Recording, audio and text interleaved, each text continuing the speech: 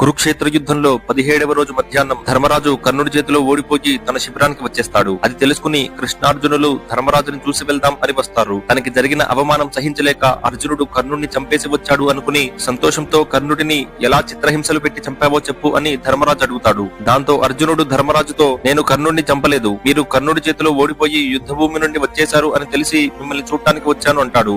అది సహించలేక ధర్మరాజు అర్జునుడిని, కర్ణుడితో పోరాడలేక వచ్చేసిన నీకు గాంధీవం ఎందుకు? దాన్ని కృష్ణుడికి ఇస్తే కృష్ణుడే వెళ్లి ఆ కర్ణుడిని చంపి వస్తాడు అంటాడు. అలా ఎవరైతే తన గాంధీవాన్ని వేరే వాళ్ళకి ఇవ్వమంటాడో వాడిని చంపేస్తానని అర్జునుడు చిన్నప్పుడు ప్రతిజ్ఞ చేస్తాడు. ఆ ప్రతిజ్ఞ తీర్చుకుందాం అని అర్జునుడు కత్తి తీసి ధర్మరాజుని చంపేయబోతుంటే కృష్ణుడు అడ్డు వచ్చి, ఇది యుద్ధ భూమి కాదు, ఎందుకు కత్తి తీస్తున్నావు అని అర్జునుడిని ఆపుతాడు.